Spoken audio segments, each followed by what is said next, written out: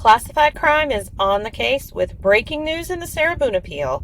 The first motion that has been filed by her attorney on February 27th has a decision, and spoiler alert, it was denied. Let's take a look.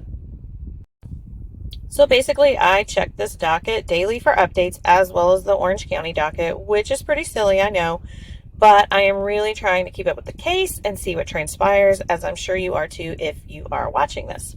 So on March 4th, there was an order filed on the docket, and to my surprise, it let me open it. It was like a Christmas present because none of the other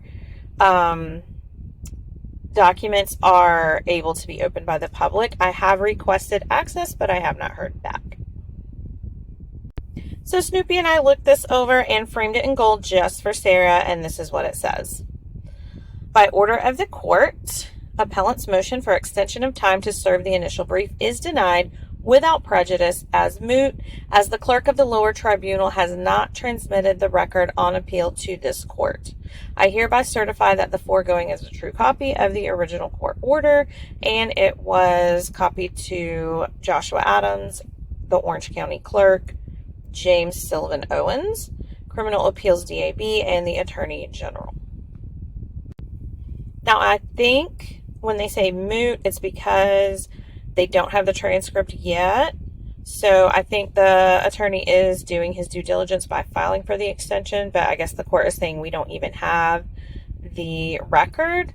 So obviously you can't start working on it. That's what I am vaguely gathering from this document, but of course I'm not an expert. So a quick Google search tells us that this motion is basically requesting more time to serve the initial appellate brief in this case. I'm sure the attorney needs more time because there is a lot to go through, and like the order said, he may have a copy of the transcript that we don't know of, but the appeals court has not received the transcript from the court. And the pro se handbook, which Sarah Boone could have used a while back, back in Orange County, tells us that an initial brief is basically the appellant files the notice, which we saw on the docket along with the motion for the extension back in February 27th, and then they file the initial brief. So the state of Florida will then file an answer brief. Now, I am not a lawyer by any stretch, and we will have to wait for more info from a legal expert on this, like the lawyer you know who I love watching, but I thought I would throw this in here so we can get an idea of the process and the timeline.